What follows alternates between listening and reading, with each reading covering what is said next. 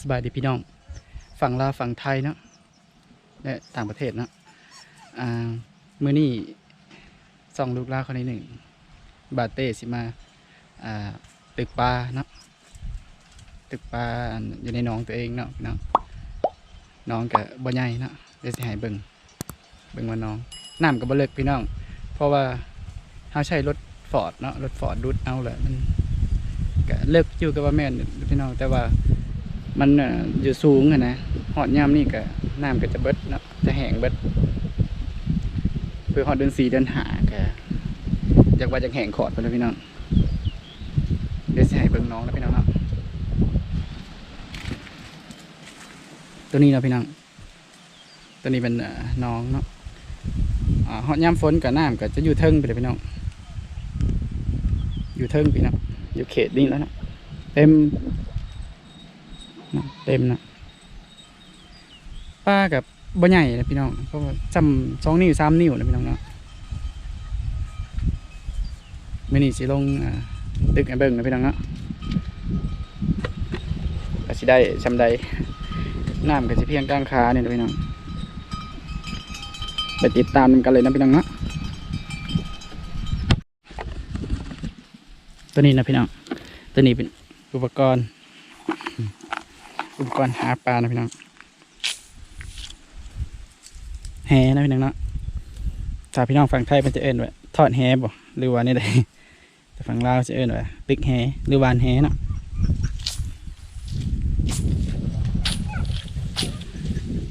ก่อนอื่นก็ที่เอาสลามที่ทึบไว้นี่ขึ้นก่อนนะพี่น้องเพราะว่าเอาทึบไว้เพื่อยังเนาะทึบย่านคนหลักตึกนะพี่น้องเพราะว่าชนร้ายนะเขาหลักตึกพี่น้องถ้าคนบ่อยู่ยังไงก็จะเอาเห็ดมาหวานหรือว่าใส่มองเอาเลยพี่น้องโอ้ขี้หลักร้ายนะเดี๋ยวจะเหตุการณ์นั้นนะคือตัวนี้ก่อนนะพี่น้องเนาะ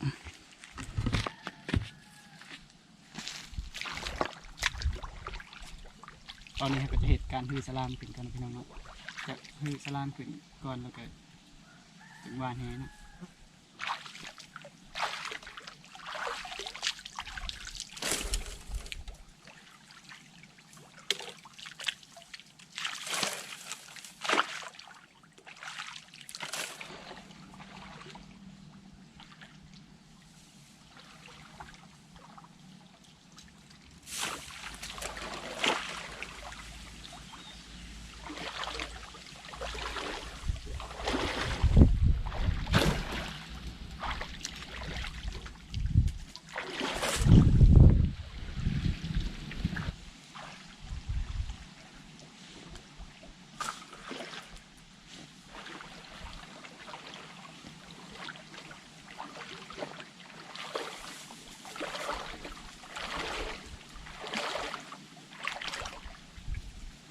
อันนี้ก็ได้เอาขึ้นมาเลยนะพี่น้อง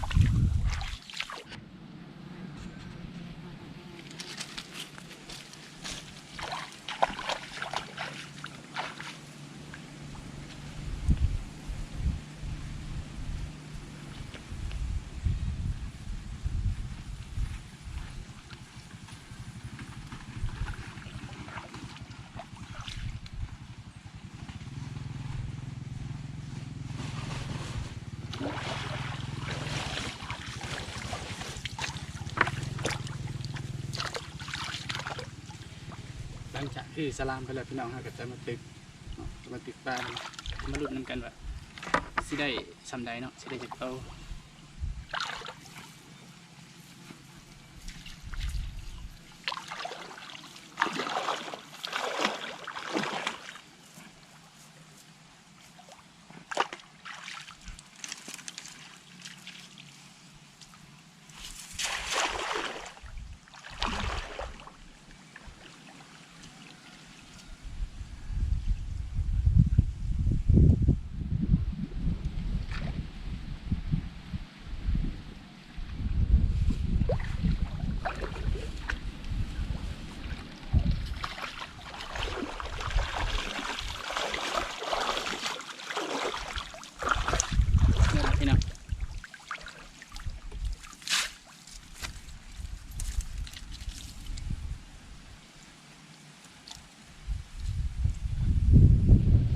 ใหญ่พี่น้องนะอันนี้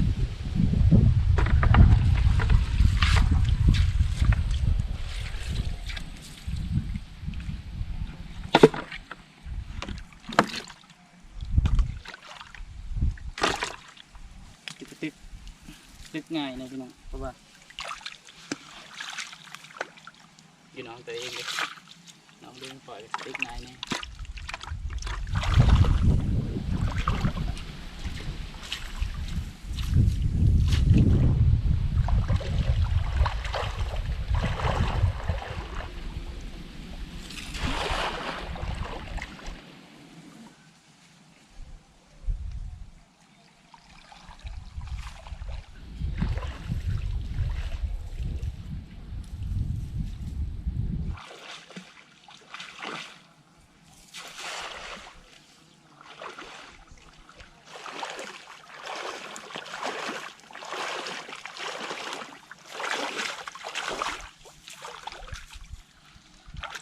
เอาแต่ตัวใหญ่นะพี่น้องนะตัวน้อยกระถิกนะตัวน้อยกระถิกตัวน้อยปล่อยเอาปลาอันใหญ่พี่น่ะ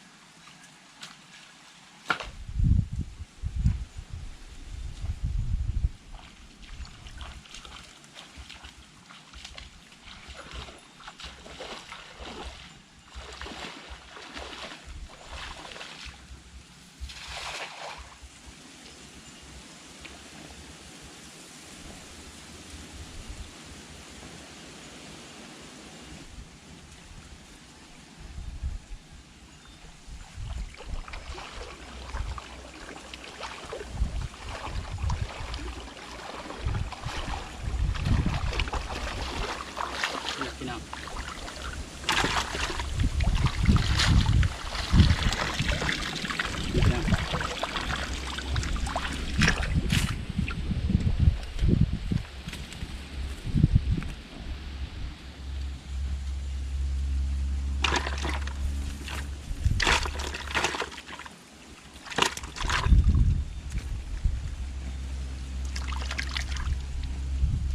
ปลาตัวใหญ่นะพี่น้อง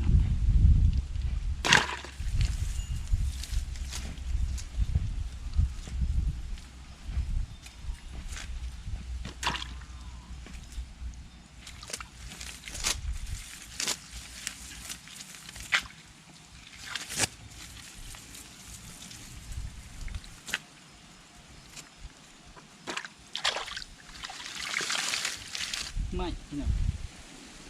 สลามตัวที่เฮาลงนะมันเกาะแห้งมันหัก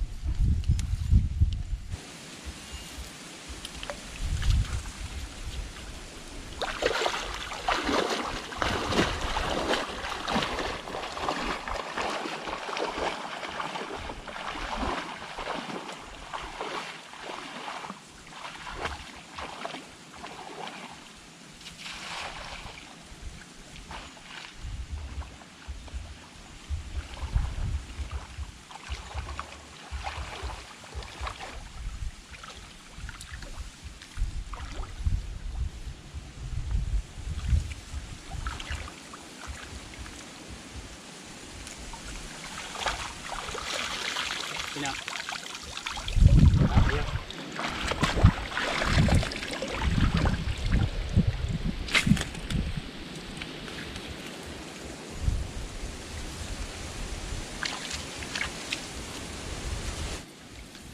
ตัวน้อยเขาก็จะบ่เอานะพี่น้อง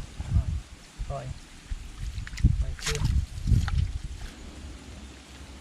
ตานี่ปล่อย2 ปีเลยครับบ่ใหญ่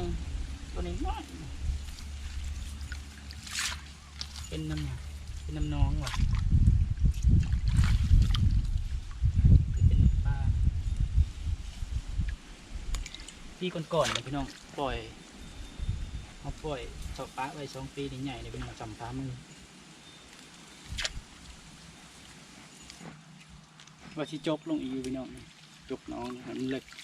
ในน้ำมันอยู่นะอยู่ตลอดปีจกเขาจะเอาน้ำไปได้หาหลุดจกกันยากเลยพี่น้องเพราะว่ามันอยู่นอกนะอยู่นอกข้างร้ายแหละก็เบียดเขามาก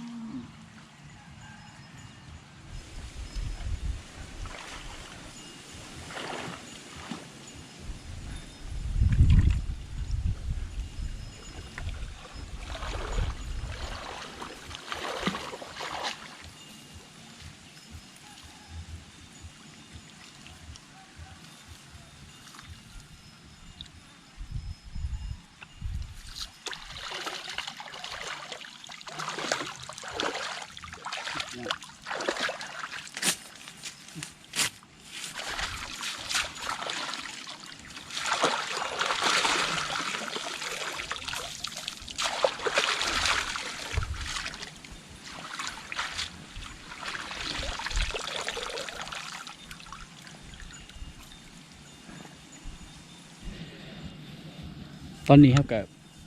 พอแล้วนะพี่น้องเด็กก็ถือว่าได้รายเติบละเดี๋ยวสิให้เบิ่งผลงานนะพี่น้องนะ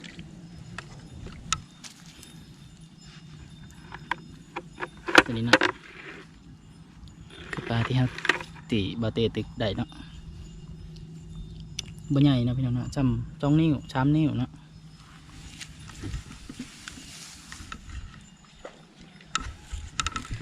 หลังจากตึกแล้วพี่น้องเราก็ต้องไปเอาไม้ลงคือเก่านะพี่น้องนะต้องไปเอาไม้ลงคือเก่า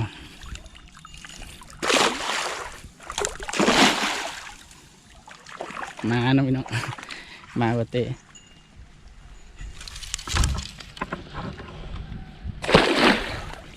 มักอาบน้ำพี่น้อง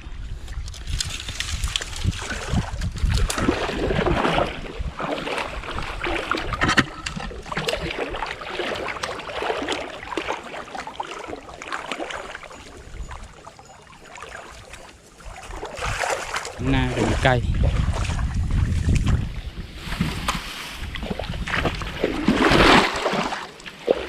ตัวนี้ลมครับผม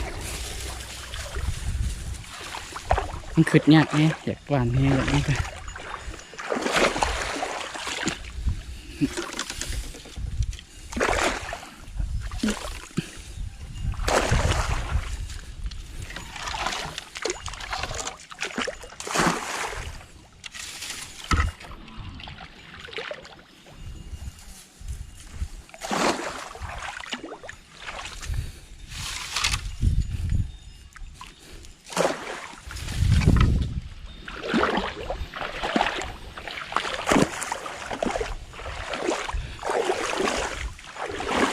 ขนาดเจ้าของอยากหวานยังยากเติบไหมต้องไปหื้อขึ้นเล็ก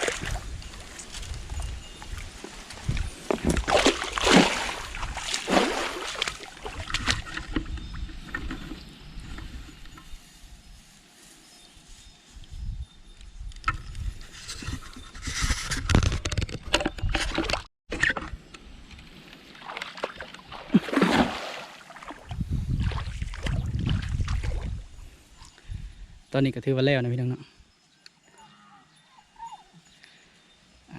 เป็นไงพี่น้องเบิ่งน้องปลาเนาะบาเต้หวานแฮเมื่อยอะไรเติบเลยพี่น้องเอาไม้ลงนี่ก็ขอจบคลิปเพียงเท่านี้นะพี่น้องเนาะฝากพี่น้องกดไลค์กดแชร์กด subscribe เนาะเพื่อเป็นกำลังใจให้บาเต้เฮ็ดคลิปใหม่ๆต่อไปเนาะขอบใจ